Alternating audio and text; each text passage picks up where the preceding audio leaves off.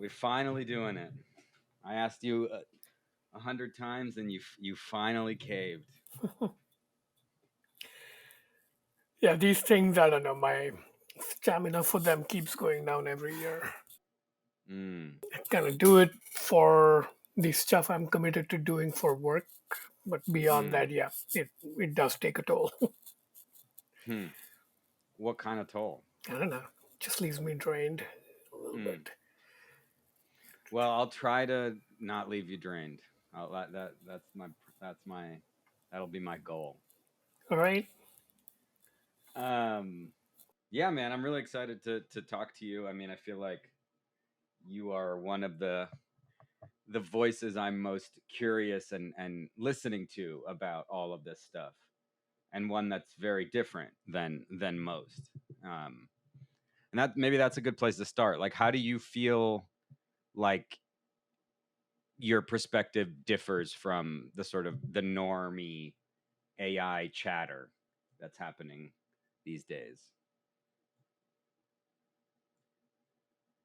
Is there such a thing as a normie AI chatter? Like, what do you I mean by don't that? mean I don't mean like that the normies are talking about, but like the sort of the average talk on the internet about AI. That's the thing. I don't think there is one. Like, in Mm. different corners, different voices get amplified, and it sounds like there's a single monocultural conversation. But there actually isn't. I think it's pretty fragmented set of corners, and depending on which corner you go to, you'll be hearing a very different conversation. I think, yeah, since you and I have interacted on Substack, I think Substack has emerged as an intersection between like the older Silicon Valley uh, rationalist corner. There's a little bit of that, plus what I would call the creative artistic backlash corner. So it's a very weird pair of worlds to be colliding. And I've been, I don't know, shit posting about this lately. I do think the rationalist, less wrong crowd, they've peaked and are on their way out. So that conversation increasingly have been making jokes that it sounds like QAnon for AI. So they live in a little alt reality with a particular theology, uh, and even the favorite terms that at one point that they had a lot of success incepting into the industry itself, because so many of the founding figures of the industry did have ties to the rationalist corner. Hmm. So Hmm. words like, alignment and alignment as a framework for analyzing a particular class of technical problems, it was popular, but now 6 7 years in, it feels like a cartoon framework. That's not exactly Hmm. right. It's it's it's still a part of, I would say, how you manage the optics of whatever the hell you're doing in AI. So you might use the word alignment in a press release kind of context, but I no longer hear serious techies talking about alignment per se, for example. So that conversation is there, and that's dying down. And what's left, like I said, sounds like QAnon for AI. The creative crowd, Yeah, I want I to hear more mean, about that. yeah, that one, they're no longer, they're sad enough that it's no longer even fun to make fun of them. So, That one is I find fascinating because I have felt the wrath of that on Substack, where and I've yeah, where I've like I posted a piece and I had a line in it that was written by AI. And I was like very I still am unsure of kind of how to use it in my creative work. And there was a comment that somebody left and they were like, that line specifically moved me so much, like that rocked me to my core. And that really fucked with me because I was like, did I just lie to this person? Did I do something wrong? Did I it felt wrong. It felt like I had done an injustice or something was I had lied or something to them. And wait, so and then I this was a wrote, generated line or your own? yeah, Okay, yeah, yeah. yeah, yeah, exactly. And then I wrote about that, which was interesting and helpful. And then there was like a bit of a little backlash to that, where people were like, they were just like, dude, if you keep using AI, like, I'm not going to probably read your stuff anymore. Yeah, I've had like people do that. I had one really long time reader, and kind of like I knew him personally, and he's still kind of like personally connected. But he said, "I can't, in all conscience, continue subscribing if you're going to use AI." So that's one kind of interesting response. I haven't had anybody get actually mad at me because I think I'm so blatant about using You are AI. very, yeah, yeah, Uh, yeah. so yeah, you can't be mad if somebody's that open about it. But the other, so my most interesting response, I think, that I get is a lot of people think I segregate my AI writing for quote unquote ethical reasons, as like full disclosure. I think that's bullshit. That's not why I do it. I do it Mm. because it's an art form that we are all still learning, and it's actually useful to have that broken out so other people can examine my generated writings and learn from it. I always include the recipe at the bottom, again, not in the spirit of full disclosure of, oh, here's like showing how it's done, but more as like, if you're interested in this game, maybe we can learn from each other by learning each other's prompting tricks, right? And uh, when I actually care to engage with somebody talking at me, I'm very careful to push back when they misguidedly compliment me on my strong ethics. I'd be like, if this stuff was better and it was like more muscle memory literacy for all of us, yeah, I wouldn't bother breaking it out. And I've already declared my intention that once this gets mature enough, I'm going to converge the streams like Ghostbusters tells us not to do, and it's going to be one big stream. And there's practical reasons for not doing it right now. I mean, it's, to me, looking ahead at where this is inevitably going, this feels as stupid as declaring as this was typewritten rather than handwritten. It's that kind of like distinction. And to your point, I think your reaction of like guilt and introspection is honestly totally misguided, because Really? yeah, you're Tell me doing why. absolutely nothing wrong. You're doing the equivalent of channeling the accumulated cultural heritage of humanity as captured in training model weights, and you're letting them speak through you as part of what you're speaking, right? It's not that different from, I don't know, quoting Confucius for a line that may not be from Confucius at all. It's an inherited, like, I like to joke that if you actually look at how human language works, it's actually the first LLM. It's a very poorly Hmm. compressed, extremely large LLM, but all the intelligence is in language itself. So I've been developing this thesis. Another guy on Substack, Elon Barinholtz, I think his name is, he's been writing about it. So I think a very strong, both technical and philosophical case can be made that all the intelligence is in language itself. And if you took language away, we'd actually not be that much brighter than chimps.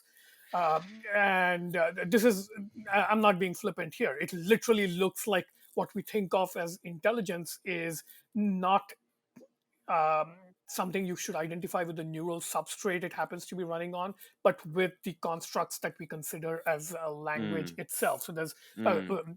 like in the statistics of language, in the statistics of how one token is predicted after a stream of tokens, that's actually intelligence. And whatever substrate you put it on, that inherits that aspect of intelligence. Mm. Now, I'm not saying it's the only kind of intelligence there is, Right. but the part of intelligence that's linguistically embodied is actually entirely linguistically embodied and not like neurally embodied. So I think actually the disingenuousness and the people who kind of should be apologetic and like do some moral soul searching is the ones who think that the ideas and thinking actually happens in their brains rather than in the construct of language. And this is not a new idea. There was in the 1940s or 50s, I forget when, uh, B.F. Skinner, the founder of behaviorism, Hmm. he wrote like a little parody essay called something like I had an idea, and it was written in the sense of like a woman saying, I had a baby, right?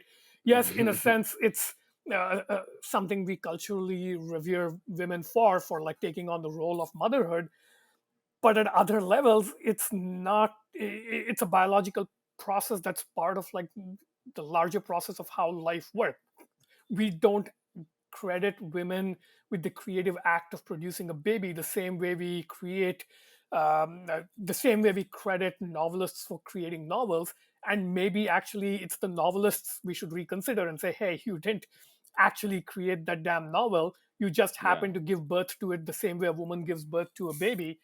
And this is something I think this that people don't realize just how old the philosophy I'm espousing is, because authorship had to be invented. The idea that ideas belong to people and there's something like copyright that you should invent as a legal regime around it, that's basically 16th century. It belongs Hmm. in the same era as Montaigne and the idea of the personal essay, personal authorship, writing yourself into a public persona that's associated with certain texts. That's until about 1500 or so, that's not how we related to text at all. Like, look at all the Mm. ancient epics, right? You may attribute the Greek epics to Homer, you may attribute the Mahabharata to Vyasa, but those are like just nominal attributions, and these are accretions and syncretic traditions where thousands of people just write themselves in. And in fact, there was like, I was just reading the history of Ibn Khaldun in the 14th century, writing a lot of early Islamic scholarship. And back then, the bias was the other way. Like, you were so like unsure and lacked confidence in your own authorship as like a Mm. viable way to sell an idea. You would actually falsely attribute it to famous names in the past. You would like come up with, say, a legal argument about what the Quran says, but because you were not famous, you would attribute it to some famous cleric 300 years ago and say this comes down from that. Or even further back, like there were Arab philosophers who attributed their own ideas to, say, Aristotle from the Greek Hmm. tradition, right? Very, very different intellectual culture of how you relate to our joint cultural inheritance. And I think to some extent, after like almost an anomalous 500 years period of falsely identifying a little too individualistically with the things we Mm. happen to write down, we are going back to a culture where we are treating ideas and words and texts as part of a larger linguistic commons that we kind of like sometimes channel into specific forms with some additions that are informed by our personal lived experience. That's all it is. Like, and this goes back all the way, right? Like, look to the foundation of the English language. I'm right now reading the Canterbury Tales from by Chaucer. Almost all of it is quote unquote plagiarized. He like stole half Hmm. the ideas from Boccaccio in the Decameron. Other stories came all the way from like Asia. Other stuff he just made up. Other stuff he picked up folklore from England. That's that's a much more natural state of language. So that's my little rant. So you don't have anything to apologize for what you did. The people who have something to apologize for is the ones making unreasonable claims on part of our shared commons textual heritage. Okay, I have like 100 things I want to ask.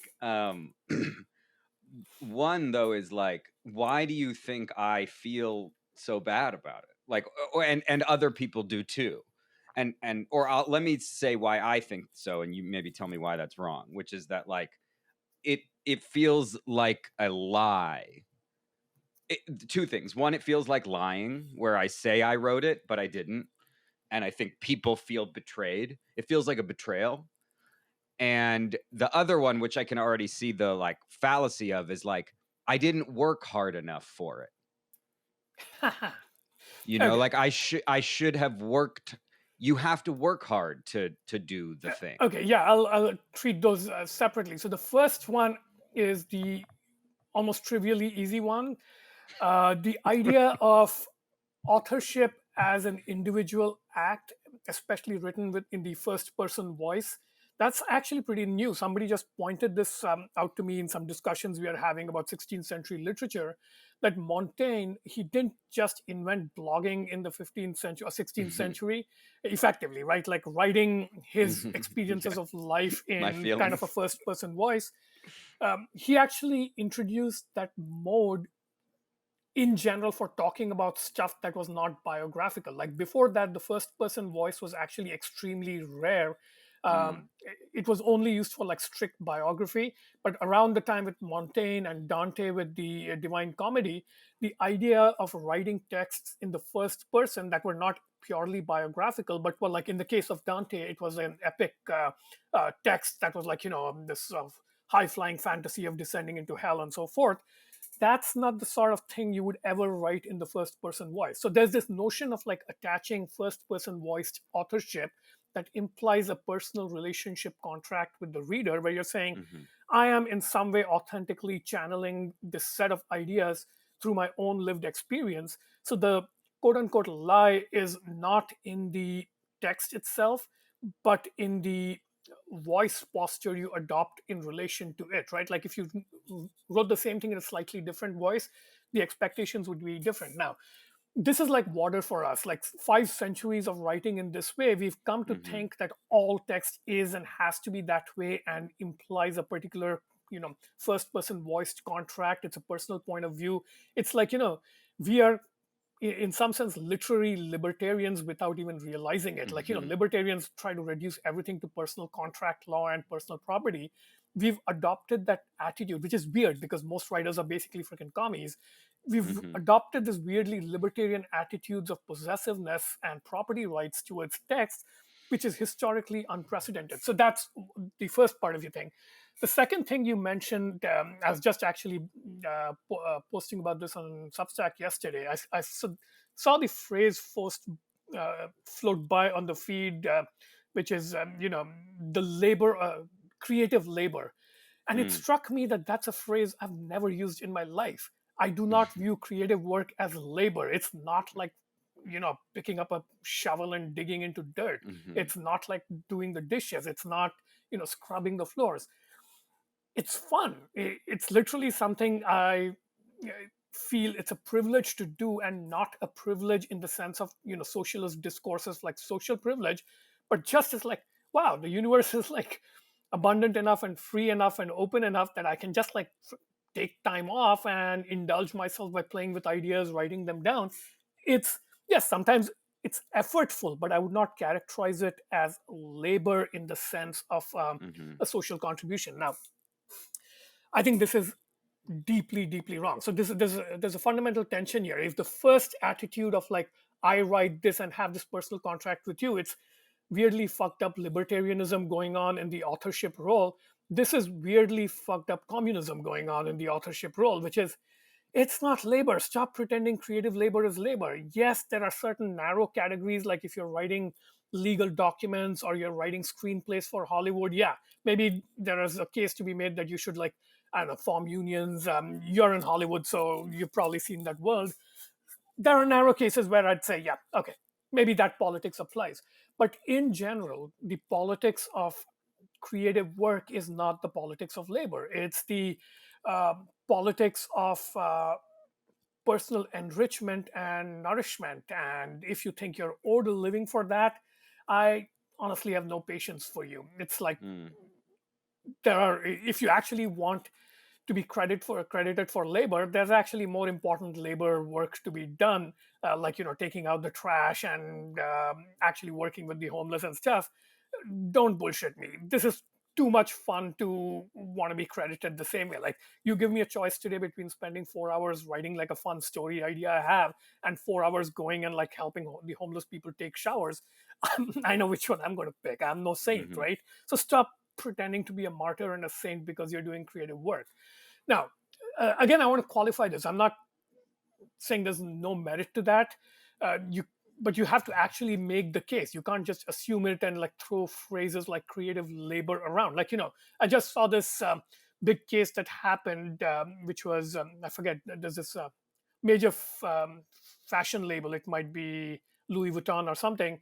They came out with a line of footwear, so sandals that were very clearly inspired by a style of like traditional craftsman sandals made in Rajasthan in India. They're called Mm-hmm. Kolhapuri sandals. And if you go to a town like Jaipur in India, you can buy like a very well done craft made pair for like few hundred rupees, maybe. So like Mm-hmm. $10 to $20. And here you have a major Western fashion label selling it for several $100s, right? Now, there's a problem there. There's probably a moral and ethical issue to be unpacked there. There is something about like commons heritage rights. The United Nations actually has ways of dealing with this stuff. There's stuff that you cannot copyright or patent because it's tag traditional knowledge. So a lot of medical knowledge is this way, like folk medicine, medicinal herbs and plants that traditional cultures have known about for like millennia. If a big pharma company comes and tries to like extract, say, the essence of turmeric and like patent it as a drug, there's going Hmm. to be a problem, and there's like ways of dealing with it. But these real cases, when you deal with this kind of case where there are rights being violated and oppression stuff going on, you will notice that the victimized entity in that case is not the individual producer or craftsperson. It is a representative of a larger tradition, like in if you go to Kolhapur, where these sandals are made, they don't go around like patenting individual designs and saying, hey, Hmm. my grandfather made this particular slipper design, so I only my family gets to make it, you don't have a right, you have to license it. That's not how that IP is managed. It's managed as like communal commons of traditional knowledge. They swap knowledge, they train each other's kids in apprenticeship. The body of cultural knowledge is held in common and defended as a commons, right? So that's something we have to Mm. get really good at. And this is why I like the idea of like open weights AI, yes, but also open training data. Open weights doesn't go far enough. I think Cloudflare is doing some interesting stuff by like putting rights around like online materials. There is like a movement to put LLMs dot text, like robots dot text, on computer servers. You can put these on like web servers, which declare what permissions you grant to like scraping engines. But I, for one, am like, every word I write is like probably pregnant with like 15 references I don't recognize that owe to Hmm. cultural heritage, and maybe one or two I do, and I cannot even begin to acknowledge all of them. And really, the right attitude towards it is, yeah, maybe I'm like adding something personal here, but fundamentally, I'm working with an ocean of commons, taking a little bit of value out of it, hopefully putting back more value than I take out, taking just enough to like sustain myself, but in general, not pretending that I own even quote unquote my part of it, right? So sorry to get on my soapbox about this, but I think the conversation in the creative world is extremely disingenuous about this. Like, they treat very recent legal regimes as like moral absolutes. They pretend that just because there's like 70-year copyright law, that something done to violate copyright law in that window is like somehow like deeply morally offensive. But if you make the 10th rehash of like a Shakespeare play and turn it into a movie, hey, you're doing some sort of homage or like revering tradition. And I think that's bullshit. It's You really have to be honest about your relationship to our textual heritage, and more generally to image heritage and any kind of knowledge heritage. Yeah. I feel like there's a few kind of things that get wrapped get interweaved with each other that make for this to be so thorny for people, and that is value. Like, I derive my value from my work, and thus, it's not like I don't think about it at labor as like labor. It's more like I'm not allowed to like derive value unless I work hard, which is just like something I grew up with or something. It's it and and then there's the value that you get, like people like me, people want to read my stuff, I have value, and then also people are going to pay me for it. And I think those two things, the value as a person and then monetary reward, both of those things I think people are very protective of. And I think the AI thing scares people because it says like that's not really yours. You don't have that kind of moat to protect like you thought you did. I think that's maybe why people are so scared and defensive Yeah, about it. it's this is what I think of as the illusion of effort theory of work. So there's the labor theory of work, which is pick up a shovel and dig dirt and slave for 80 hours a week, and maybe you get Sunday off to like enjoy a little bit. This is what Hannah Arendt calls the animal laborance. The Mm-hmm. middle class typically has like the next level attitude towards work, which is kind of like the prowess based effortful relationship to work, which Hannah Arendt calls homo faber or faber. I don't know how you pronounce it, faber. But that is basically what we would today call a maker, somebody who makes something, whether it's Mm-hmm. an Mm-hmm. artifact or a piece of work. And you have this theory that you have a craft to bring to the table, you have prowess at that craft, and you derive psychological value from like actually engaging in that. Unlike a laborer digging dirt, fundamentally not pleasant. You only enjoy yourself on Sundays because the hard laboring is fundamentally not pleasant. Contrast to that, something like writing or programming or making slippers even is pleasurable, right? You can get into a kind of creative flow with it. So there is Mm-hmm. that effort, which is totally legitimate. We all have it and derive value from it. But I think the big, um, I don't know, false consciousness of the middle class, so to speak, is conflating that pleasure, psychic pleasure that you get from just effortful flow, conflating that with value in the broader social milieu or economy, and those two are not the same thing. And the way this happens is they take it as an absolute that the work that you produce has some value and you need to be Mm-hmm. compensated. And for some mysterious cosmic reason, the value you derive from it from the world at large should be just about enough to sustain your life along according to the ethics of like a reasonable lifestyle that you think, and not too obscenely luxurious but not too much in like privation and desperation. Now where this idea of like fundamental Planck constant like bounds of like I write 1,000 words and therefore I should be able to make enough to buy lunch, where that equation come from we tend not to question, and that tends to be the false consciousness of the middle class. Now how do you break out of this false consciousness? And I do think it's important to break out. uh, if you look at the part that you say is threatening to creative laborers, it's not actually new with AI. The same fear actually attached itself to the task of marketing about 20 years ago, right? Because what Mm-hmm. does marketing do?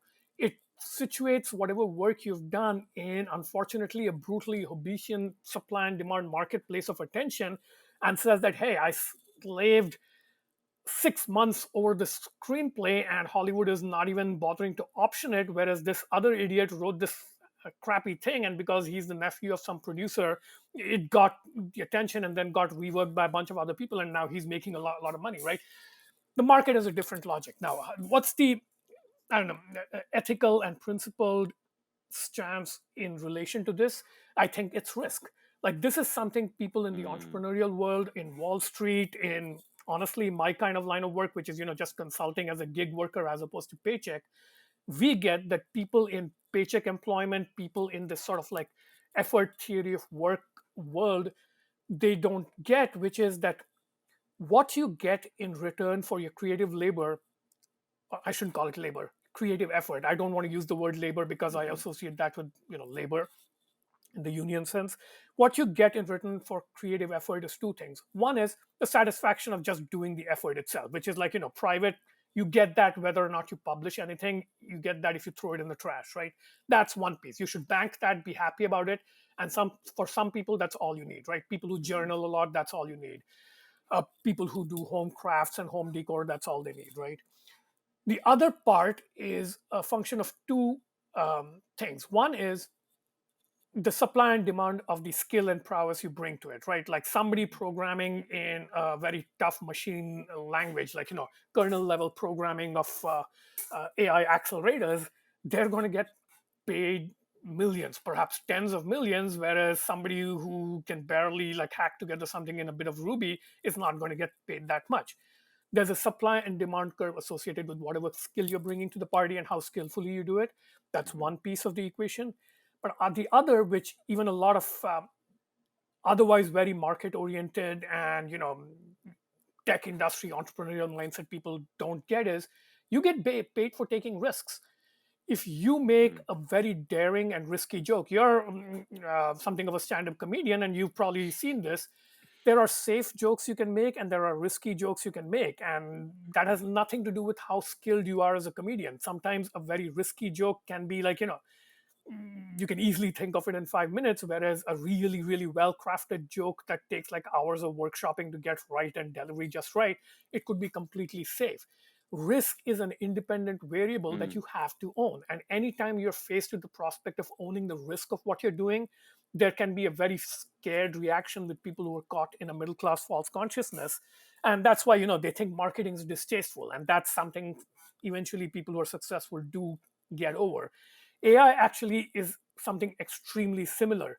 The part that's scary about AI is fundamentally that to actually succeed with AI, to put out pieces that are done with AI help, you have to take risks. You have to do things that you've never tried doing before.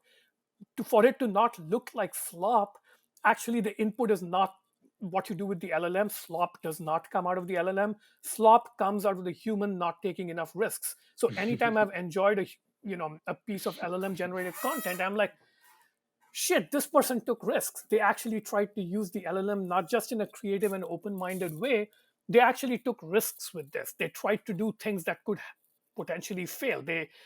Like, it's the opposite. Like, when there are people who just want reasons to shoot LLMs down, they're in gotcha mode. They try to yeah. make it do things that they themselves are really good at doing and have good taste for, so that if it fails, they can say, haha, it can't do this.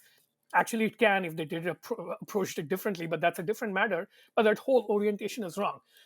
On the other hand, if you go at it with like, let me take a risk and try to do something that actually I don't know how to do, but maybe I could with LLM's help, and let's see how it works. So one of my own successful experiments in that Yeah. department is I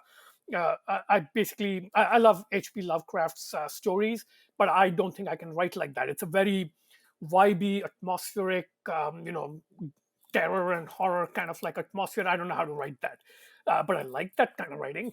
So I took one of my favorite stories, which is the Shadow over Innsmouth, and I plugged it into ChatGPT and told it, can you so that's about like, an alien species that lives underwater, and there's a miscegnation plot where humans interbreed with it and create this uncanny village on the border of somewhere in New England. So I said, can you transpose this entire story to a transhumanist mode? Hmm. And instead of like interbreeding with aliens, this is now about humans interbreeding with robots and like technology, something like that. Hmm. Did a beautiful job. I took that risk and it turned out to be one of the best generated things I put out. And the people who enjoyed it, most of them who got back to me, they enjoyed it for being a good Lovecraft style story, not because I wrote it, not because, hey, like, sometimes people are like patronizing about LLMs. Like, this is good for an LLM. Like, you would say to a 5 year old, this is a good Hmm. story for a 5 year old. No, it Hmm. wasn't that. They actually genuinely enjoyed it. That's a risk. And I've taken several such risks. Some of them have worked, many more have not worked out. But the prospect of having to take risks and looking foolish while working out the new modes of working, I think that scares people. And it scares people extra because not only are you, in some sense, ceding some of your humanity to another type of human, like when in a relationship with marketers, right? Like precious snowflake writers who hate really good marketers. In that case, the threat is coming from another human. It's like, I am a particular type of human who values themselves as a particular type of human, and you are a marketing asshole, and I don't value you. And if I do the things you do, I become your kind of human, and therefore I lose respect for myself. There's that going on. But you're ceding one kind of humanity to at least another kind of humanity. Here, you're Hmm. ceding one kind of humanity to what you could say is a statistical, inherited, compressed kind of like Borg like humanity. I wouldn't call it a machine intelligence because the machine is just a medium there. What is going on is the LLM is the digested output of like, millions of humans over hundreds of years. So you are ceding some element of your humanity to this larger collective consciousness, and that's the threat. The technology is just a medium of conveying that identity threat, the stereotype threat to you, and you react that way. And if you don't take risks, you're never not going to feel scared. So my TLDR is, you're not going to enjoy AI until you actually take more risks. Okay, I like that. I maybe this is just belaboring a point, but is it is the risk to do the HP Lovecraft but for robots, or is the risk to do that and not tell anyone that you used AI? I don't think it should make a difference. To some To me, extent, it's the scary thing is to do that second one, right? M- I don't think it's scary at all. Whether I tell you or not, the fragments of text I'm using together or stringing together in the text, either with machine help or purely by myself, it's still inherited from the same place. Like I use a cliche or I use a turn of phrase I picked up unconsciously from reading Charles Dickens 20 years ago, or I pick up a turn of phrase that I just saw float by on Substack. How original am I being, whether I'm No, assembling it manually or with a machine? So if you're more scared of one scenario than the other, there is some level of introspection you need to do about your very relationship with text, because they're both approximately the same level of scary to me. You're just, the mechanism is different. This is why I like equate it to like being more scared of like typewritten text as opposed to handwritten text. It but truly is that level. you haven't done the second one, right? I haven't done the second one, no, but like I said earlier on in this call, I have my reasons for doing that that have nothing to do with ethics. It's because we are all still learning the game. I kind of want to segregate that just to be able to analyze it separately, right? It's a scientific kind of like segregation, and I want to like capture the recipes for doing so. Uh, and at least for private use, I've started commingling the two kind of thoughtlessly. I don't bother segregating anymore. Mm-hmm. So, for example, if I'm making Rome notes on like some book I'm reading, I might handwrite some stuff. Other stuff I might block, paste a huge thing into LLM and have it summarize and then paste that summary. There's like a million ways to commingle this stuff. And honestly, I don't care. And if I'm working with other people who don't care, we kind of like commingle this stuff all the freaking time. I'll give you an example. So, just this morning on this program I run called the Summer of Protocols, it's Mm-hmm. research program for the Ethereum Foundation. We had one of our grantees this year. So this year's program is about teaching protocols in universities around the world. And one of our grantees, he teaches at a university in Ireland. He wants to do LLM based assessment for the courses. And what he did was, with a workflow, he just fed our entire library of about 80 YouTube videos, so all the town halls and sessions we've been doing, into an LLM to summarize and stuff. And it created this wonderful little hyper object that you can query. You can like look at patterns. It pulls out summaries. Like it's, for example, it has like a particular definition of protocols that looks like a three-dimensional space of word tags, and you click on them. Like one of them is protocols have a layered nature. You click on layered and it unpacks from a corpus of Mm, 80 videos. It unpacks a whole bunch of like ideas that speak to the layered nature of protocols. Some of it is direct quotes from things people said in that YouTube. Other things is it's summarizing the gist of a conversation. Other things, I don't know where the hell it's pulling from. And mm-hmm. honestly, I don't care. It's a Mm-hmm. really emergent synthesized intelligence of a sort that would be really, really, really hard for even a group of humans to do. Like what it did, this AI pipeline was, it took 80 videos, it transcribed them, it dumped them into one compression context, it did a bunch of NLP and tagging and other clustering kind of stuff, it pulled out larger patterns. This is really hard for humans to do, and the end output is like some weird mashup of like direct human quotes, unattributed, sometimes attributed, sometimes linked to a video tag point and so forth. That's the future. And this is again something that I think avant-garde writers and thinkers have always been aware of. There's a really wonderful essay by, I think, Jonathan Franzen called "Plagiarize This." I think it's called. Mm, Uh, Let me see if I can pull that up.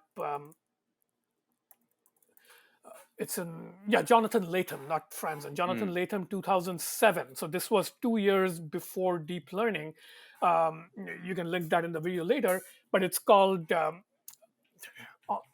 on the ecstasy of influence. That's the name of the essay. It's my favorite essay to quote. I've written about it in one of my own essays about this stuff, the ecstasy of influence. And it talks about like really all of us doing is drawing from this vast ocean of like shared collective textual consciousness, and we just arbitrarily packetize them into essays and books for certain practical economic purposes. But that is the natural state of this stuff. And LLMs increasingly allow us to access it in this natural state. And I think one of the things that we're going to see happening increasingly is we're not going to be consuming texts directly that much anymore with like authorship boundaries and stuff. It will be more in the form of oracles that have digested entire corpuses. Like, yes, you could go through our archives and watch our 80 YouTube videos to get up to speed on what our program has been doing. But honestly, at this point, once we get this infrastructure better deployed, I would say just go talk to that oracle. We've loaded up the context of the 80 videos, talk to it, poke around in that model it's made up. It might point you to particular segments of the videos to actually go listen to directly. That's a much better way. And this is something that I think we are going to see more and more of, because what you want to, like, let me make up another example I would love to engage with this way. Like, I haven't read the Abundance book, but I actually had an LLM do a I polemic saw that. book review critique of it because I kind of like hate that whole line of thought. But I am tracking the discourse, and the discourse around the Abundance book is the book itself, all the op-eds written about it, the whole Vox cartel talking about it, whole think tank circuit talking about it. That's really the interesting hyperobject to me. I would like an LLM that has digested all that, knows the main, dramatis personae and the people who are involved, and where politically necessary to engage. I would like to know that this was said by Derek Thompson or Ezra Klein or whoever Hmm. else. I'd like those pointers when I need to actually engage with the politics of a particular idea. But in general, what I want to engage with is that soup, the discourse. And the way I would like to do that is basically an oracle. Like, I would like to go and say, hey, this is the abundance oracle. It knows everything there is to know about the discourse. Let me interrogate it. What does the abundance discourse say about the housing shortage problem? How is that view different from what the Trumpy people say? How is that different from what the progressives and AOC say, right? That's the level at which I want to engage that corpus. I don't give a shit that some of it is packaged up as books or Hmm. essays, Hmm. or Hmm. that some people have like, bylines about it and are making money off it. Fine, make money. I'm willing to pay a subscription to my little oracle to that can, get cascaded down to the contributors. But I want to engage with the idea in along its natural contours. Let's say, there's that whole Taoist idea of like carving reality at the joints. Hmm. Books, essays, journal papers, these are not natural ways to carve reality at the joints. The Hmm. entire collective consciousness as a body of text, it does have joints. There are natural ways to carve this up, but the natural boundaries are not the boundaries that we have chopped them up into for being like conveniently economically tradable in ways that generate livings for the people who generate those texts. Yes, that's an important function, but ultimately it's utilitarian. And once you take care of that utilitarian function in other ways, so here there's a lot of other technologies that you can build. And actually, software is a good place where this is really wonderfully advanced, because software already works in a mode where authorship is dissolving. It's like you're contributing to the GitHub Hmm. repository of Linux. That is the right way to do it. Individuals do not own code. Hmm. The software, open source especially, does this. The open source software community that is writing that whole code base collectively owns that commons as a code. But even that's weak because it's hard to like sustain, it's hard to fund open source projects. And one of the most exciting ideas I've seen come out, and this is in the crypto world, there's this notion of so there's a this entity called the protocol guild. So the Hmm. protocol guild is basically a very large split smart contract that takes in on the input side contributions from various crypto projects that rely on the Ethereum blockchain. So, small private profit making type projects and other things. So they allocate some portion of their capital to a split contract, and then it gets distributed to all the people who contribute to the core protocol, which normally would be an extremely thankless kind of commons stewardship Hmm. work that this has happened in like the traditional open source, and it was starting to happen in Ethereum, where somebody would be doing really the hardest computer science programming problems on the L1 protocol. Then they would get a really a lucrative job offer from somebody trying to build a crypto startup that has a lot more money to offer. So they Hmm. leave the Commons project and go contribute there. This is what happens when you don't carve reality at the right joints. What ends up happening in this case is the core protocol work was getting starved, and it was not getting enough attention and programming input. So the protocol guild was invented. So now there's like, I think, dozens of people who get paid, and quite a lot. Crypto is a rich scene, so lots of people get money. And the Hmm. process of like allocating who gets how much for the contributions they make, that's a tough challenge, because you're looking at a very complex code base. You have to attribute credit, how much did you contribute, how much value is that, did you take on a difficult risky programming task as opposed to an easy task, that kind of thing.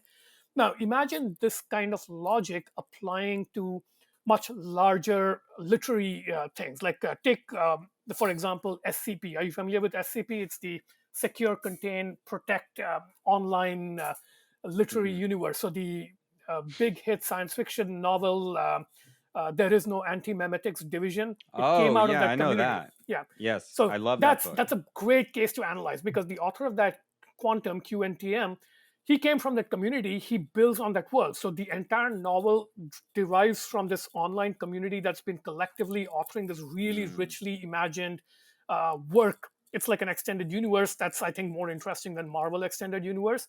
Hmm. I don't know any name except Quantum. Quantum is the Hmm. only author I know because I've read that book. But I've clicked around the SCP wiki, I've read other fragments. It's a wonderful little imagined universe, but it is kind of sad that the only person who probably has made a ton of money off it is probably Quantum. Maybe he's given some back to the community. I don't know, but it's up to him as being a nice person. Now, what would be nice is if you could like put the right mix of like say uh, crypto split contract infrastructure plus AI infrastructure, construct a kind of oracle, and that oracle keeps track of the entire community and like maps out the literary universe that's emerging. Maybe it keeps qualitative track, like there's a naive stupid way you could do this, where you say, I'm going to do a word count, and like by the number of words you've contributed to this commons, that'll be the percentage of the pie chart credit you get, and that'll be the allocation in the split contract, and you'll make that much money. And you and I both know what will happen then. Some asshole will go and like try to produce tens of thousands of LLM generated Hmm. slop words with no thought and care at all, and basically try to game that and take the lion's share of whatever money is flowing into the commons, Hmm. right? No, you don't want that. But imagine how you could solve this with AI, right? You could say to the LLM, digest everything that's coming into this collective universe, and in a very reasoned way start maintaining the grand narrative, like the epic Hmm. arc of that universe, and start fleshing out how important or canonically relevant is this, how load bearing is this with respect to the whole thing, and come up with like a qualitative way to assess the importance of the various contributors to the commons itself. Now I think you can come up with very intelligent assessments. And this is like not yet here, almost here, like 3 4 years down the line we could do this. And I can imagine something wonderful happening in a few years, where you've got a community of like 3 or 400 very commons minded people who are not narcissistically out to make a name for themselves, but are just enjoying contributing to a wonderful like literary scene. And some of it is getting turned into novels, some of it is getting Mm. optioned as screenplays, maybe movies are being made. An entire like Linux like ecosystem has evolved, but instead of like Marvel being written by Stan Lee and his small team mostly, you now have thousands of people contributing, and some of it creating value, and through like a very reasoned process flowing back to the community and then enriching the commons. Now, this is a wonderful vision. I would love to see this happen, but it's not going to happen so long as people are extremely egoistically or egotistically attached to Gutenberg era notions of authorship, Gutenberg era notions of books and essays and ways of carving reality at the joints. Uh, so this is kind of where we are headed, and we are trying to do this, by the way. So in the Summer Protocols, we run a Substack called Protocolized. We Mhm. publish a lot of science fiction about protocols, and we have what many would consider like a perverse chance of not only accepting LLM generated contributions, we actively encourage it. And in some of Mm. our bounties and challenges, we literally only accept LLM ones. Like we are right now trying to design a contest. So the first two contests we ran, we got wonderful entries. By the way, the second one just closed up. We accepted both human written and LLM written contributions, and they were both great. The third contest that we're sort of batting an idea around for right now, the thought came up, and we hope some of your listeners will try to join this contest. If you ask an LLM to write a science fiction story with like some premise, there's a very strong possibility that it'll pick Mira as the name of the protagonist. I don't know why this is, but Mira.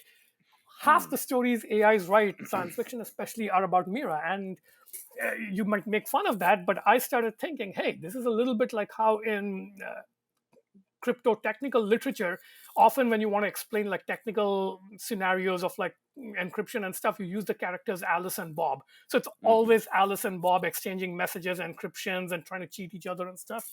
And people have had fun with that. People have written stories about Alice and Bob. People have written Yeah. stories about the IKEA construction man. So this kind of archetype is fun to play Yeah, with. yeah, yeah. So my idea for the contest is, let's make Mira the protagonist. Let's Mhm. load up an Mhm. LLM with a bunch of basic premises about Leela, work out or Mira, and work out a character archetype and some world building. And the rules of the contest will be, here, take this basic context and ChatGPT session, and you must use an LLM to write your story. Now, Mhm. that I think would be a very risky. Very weird things could happen on both extremes. Like you could have like weird, completely unexpected types of stories, as well as like absolutely terrible stories. I want that range. I want that variance. But the Yeah. interesting thing is you're leaning into the natural um, contours of the medium, of the way to carve up reality at the joints. This is a reality of LLMs. For some reason, they think Mira is a good name. I don't know what Mhm. the Mhm. statistics of that is, but why not consider that as one of the carving reality at the joints line that you want to carve it out, and let's make Mira a fun AI character, right? Now, Yeah. yeah, this is a whole attitude. It's this is why I'm like, it's no longer the anti AI, anti LLM author people. They're like, fine, go do your thing. Like, go create your little Mhm. off AI little cultural world. There are still people doing letterpress printing of their own. There are people who, in farmers markets, I see, who offer to type up a little poem just Mhm. for you on a typewriter. Go ahead, make your little subcultures. I don't care. It's vaguely interesting, your cultural curiosities. But what I find truly exciting is all this shit that's just barreling at us, and it's going to be honestly kind of amazing. Like, I'm already seeing some really fantastic shit coming out of this kind of Mhm. process. We've held Mhm. like 3 or 4 writing with LLMs fiction workshops as part of the Mm. program. People are getting better and better and more creative at this. I can't wait to see like the next big extended universe that's AI generated. I want to I get get into more of how you use it and and how how you you use think it in your the creative state. work generally. Yeah, I would say using it as part of my creative work is probably 15 to 20% of my LLM use, and all my Mm. LLM use is basically Chat GPT out of the box. I don't do any complicated like context prompting and stuff. I'm very lazy. I'm like, if I have Mhm. to put in this really complicated set of like configuration things in order to make it do something, I'd rather just wait 6 months, because if it's actually a good recipe, chances are OpenAI will just make it part of the default or some crap. Like, chain of thought reasoning or think step by step. I did it for a while and people made really complicated recipes using chain of thought Mhm. initially. I was like, this is important enough. They're going to actually build it in. And they did. Like, the next Mhm. version Mhm. did chain of Mhm. thought. So now I just use that. So that's my standard of use. Uh, 15-20% creative stuff. I have a fairly good recipe for it now, because it does tend to get lost and like screw up earlier drafts and so forth. So I have like a way I do it now, which isn't very ludic. Like, that part actually feels a little mechanical and annoying, where I have to like, all right, brainstorm. So my basic recipe for creative work is start a theme, brainstorm with it a little bit to like create some raw material to work with, then have it basically generate an outline, tweak it. I might switch back and forth between say O3 and 4.0 for this kind of part. If it's more logical, I'll use O3 and so forth. But at some point, I'll be like, all right, let's start working this out section by section. Sometimes I'll just let it do it in a straight, uncreative way. Other times, I might give it like a through line example to work with, or like a starting quote, or like some kind of right brain thing, and then it'll Mhm. work it. And this is where some of the mechanics gets in. It'll, since it tends to forget what it wrote or like mess up things in old drafts, I tend to go section by section. And when I'm happy with a section, I lock it down, have it generate markdown, copy and paste the markdown into a gist somewhere, and then continue that way. That part Mm. feels a little annoying. I hope it gets automated, but that's how I write my AI generated newsletter issues on my newsletter. Other times, if it's like a very weird creative experiment, I might do something like the Lovecraft example. I just gave it a link to the original story and said, read this, get the vibe. Here's the transhumanist premise, just write it. And this Hmm. was not something I could structure, outline, and like really help it do much with. I did massage it into Hmm. shape a little bit, but it's not a traditional breakdown kind of thing. So yeah, that's my Hmm. creative process. Not so much playful, but the interesting thing that can happen is sometimes I'll start off with a non-playful intention to write an essay for my newsletter, and the initial brainstorming phase to get stuff out on the table, it produces so many interesting lines. I start playing with them, and then it turns into a play session and never ends up turning into output at all. Because what happens is once it produces enough stuff and you start looking at them like Lego pieces and each of them suggests a different thing, stuff starts diverging, right? Yeah. And then it's like, all right, oh, this bunch of Lego pieces, it's fun to build like an airplane with it, but this other bunch of pieces, I'm starting to build a ship with it. And hey, at Hmm. this point, I have to like cannibalize the airplane to build out the ship better. You know Hmm. how you play with Legos. You get into that kind of playful mode. Hmm. And I do this a lot. So I would say the other 80% of how I use LLMs, I would break it down as like 30 to 40% is just supporting work I do. Like, there's a lot of the two big gigs I have right now. One is with running the summer protocols for Ethereum. So there's a lot of, protocols related or crypto related stuff that I have to keep up with. So it's kind of like reading for work with assistance. The other is I actually consult for an AI hardware company, Tense Torrent. So that's the other half of my consulting work. So there also have to like keep up a lot. So that's like, AI assisted reading. So that's, I would say, sometimes playful, but a lot of it is just, this is just beyond my technical depth. So Hmm. I actually need a tutor to help me. So it's not, it's more like studying. Then there's Hmm. a range of things. I would say that's like 40%. And the other 40% is basically my own curiosities, which I think are the core of the playful use of LLM. So these are things I'm just into for my own sake. So, for example, right now I'm running a book club where we're reading a lot of literature from or stuff from the 12th to the 16th or 13th to the 16th centuries.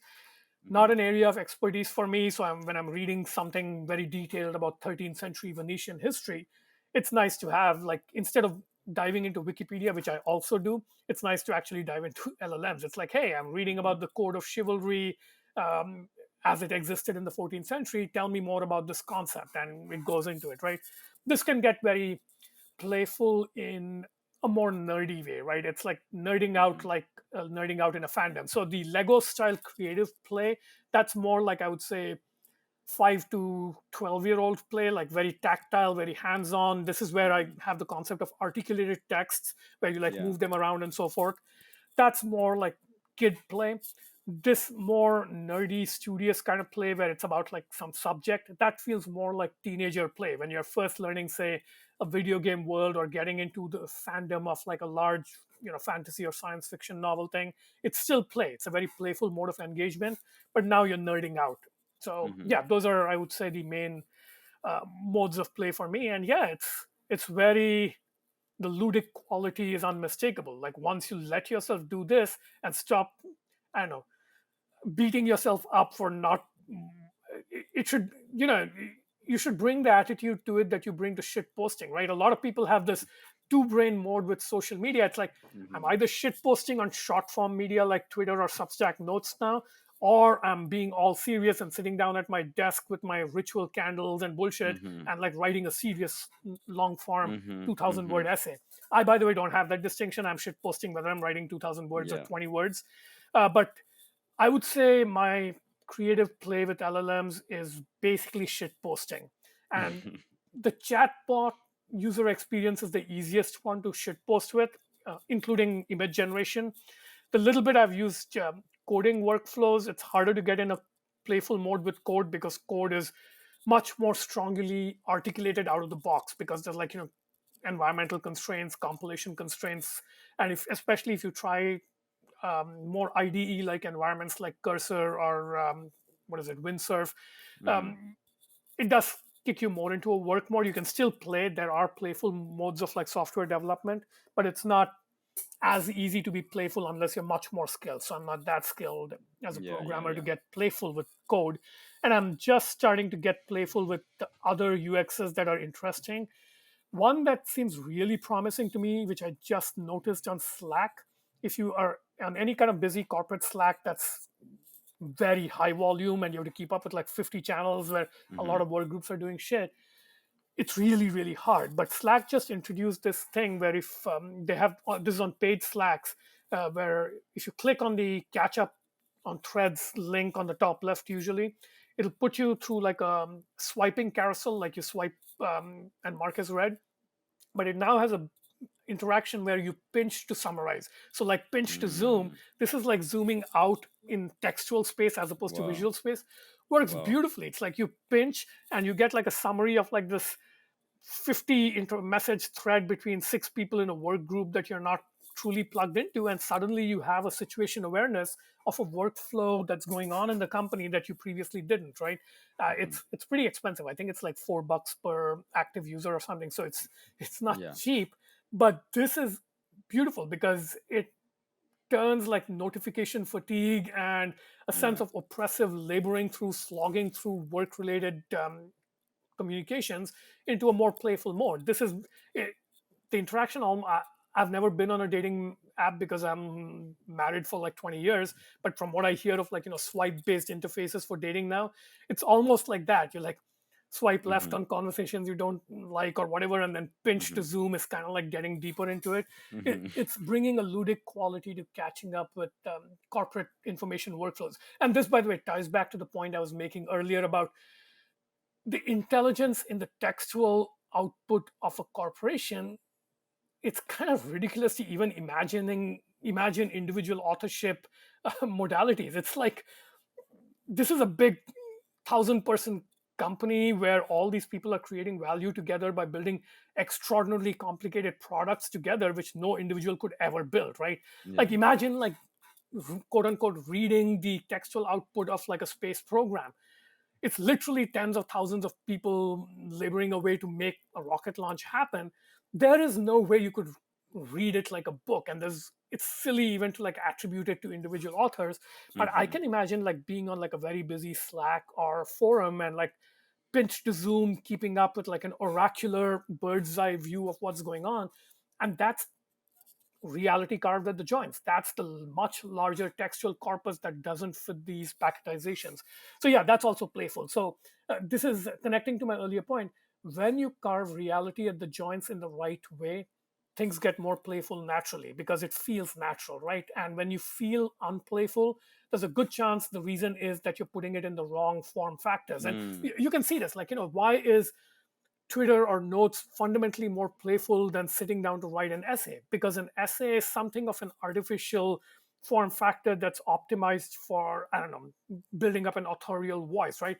Montaigne invented the personal essay in the 16th century, and even then it was like part of like a pose of like marketing yourself to a large audience through print. Like previously bards and very good orators, they would speak to an audience live. Oral performance was key, so the marketing posture was I'm a good speaker, and you would give a speech to the town square, right? Montaigne invented that kind of speech like mode but in print that could Hmm. travel across a continent, and he had to like basically cast his writing into a form factor that suited that. And that's like carving reality at the joints, not of the ideas being spoken about, but along the joints of like practical distribution constraints. So that's why writing essays is less fun than shitposting in microblog form factors. So making things playful is about this carving reality at joints as well.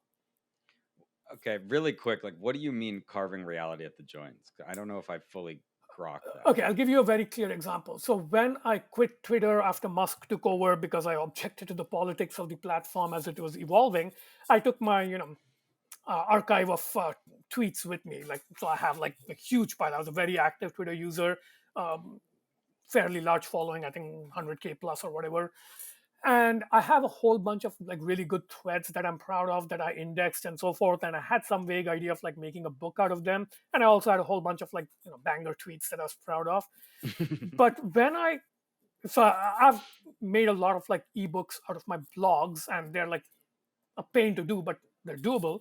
But when I got into the challenge of making an ebook out of my best tweets, so to speak, so maybe 100 good threads plus maybe 50 good tweets, it became really hard because so much of the value of like really amazing Mm, Twitter moments is in the banter and the back and forth between people. So some of my best threads are like, I have 6 tweets in a row. When somebody came up with a clever response, I quote tweet that and string it into the original thread. And now I'm hmm. like weirdly quote contextualizing somebody else's tweet. It's like a different language Yeah, like than how do just you like carve this English. reality at the Yeah. joints? Because the true reality of the object I'm trying to capture is this conversation with a particular shape, right? And the Mm, shape has links to other people's tweets, but those tweets live in their own context that then bleed out. Because maybe the reason I found like somebody else's response to my tweet funny is because I recognize that they're doing a bit that they've been carrying on for 10 years in a different part of the Twitter. So yes. maybe the right way to capture that is say, hey, that was a witty response.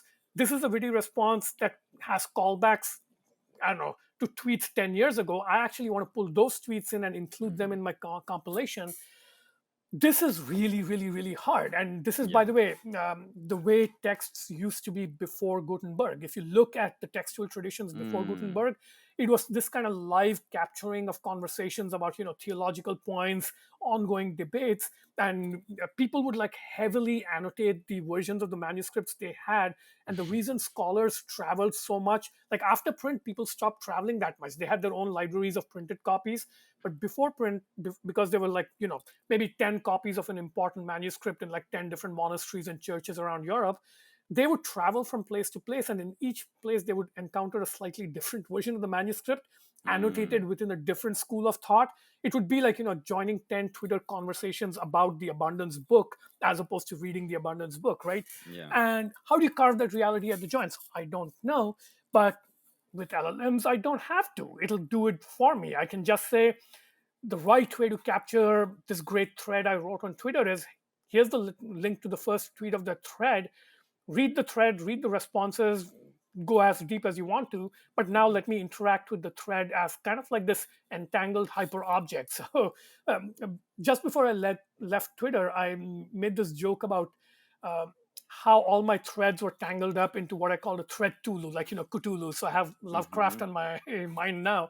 That's what the right shape of my Twitter presence over, I would say, 15 years is basically a thread Tulu. It's like 100,000 plus tweets woven together with a bunch of threads. I'm not as like heavily tangled up and woven as somebody as like say Visakan Veerasamy, who has like a huge number of threads. I'm not that tangled up, but the right shape of my Twitter corpus is the entire Twitter account, and it has like a tentacled monster quality to it.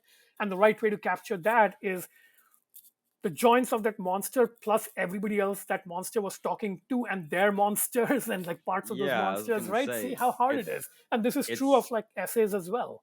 right because it's like that monster dies if you take it outside of Twitter. Yep. Like its feeding source is Yep. that platform. And I still see people like reaching out to me saying, hey, you had that great thread a while back, but you've protected your account. Can I get it? Blah, blah, blah. And I'm like, Mm, yeah, I'll eventually put it online as an ebook or something. But I think eventually, if I ever do this, the way I will quote unquote publish my Twitter archives is as like, an LLM oracle. It's like dump the entire hmm. archives into that and have it become an expert at the contours and mappings of my Twitter archive and be able to speak to it. Like I myself, my memory is getting bad with age. I'm like forgetting half the things I ever wrote or tweeted. The Hmm. LLM will do a better job of representing my headspace in those 15 years than I myself can at this point. Hmm. Hmm. Okay, we got 5 minutes. I want to just do our speed round. Just super quick answers, a few words, a sentence. First question: how would you describe your relationship with AI? Is it an assistant, a partner? Some people have said like nurse. What is that relationship like? Creative partner. Okay. What do you wish AI could do, but it fear it never will? Uh, Nothing. I think I'll die before we'll figure the answer out to that question. Okay. Everyone's making predictions about AI. Let's make a prediction about humans. Where do you think humans will be in 10 years? One third will retreat without really trying. Another third will grudgingly adopt, but never really get good at it. And the final third, a mix of like young people and the right aptitude people, they'll become AI native people, and they'll fundamentally be transhuman in some sense. Hmm. What question about AI and creativity isn't being asked enough? I think they're all being asked, just in different pockets of the internet. Yeah. Okay, last thing. What do you wish people talked about more instead of AI?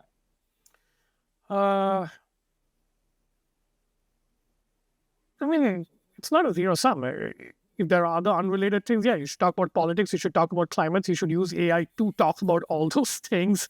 What do And you yeah, let me put this way? What do you just wish people talked about more? I don't have a response to that. I'm a very much a laissez-faire person when it comes to stuff. Talk about what you want to talk about. Fair. That is the signal. Okay. That's it. We did it. All Was that right. terrible? Do you feel tired and upset? I'll probably need to not talk to anybody for an hour or so. Okay. But yeah, We'll I can take do it. an open Thank you, word. man. This was awesome. Yeah. Really appreciate it. Bye. All right. Take care. Bye. Bye.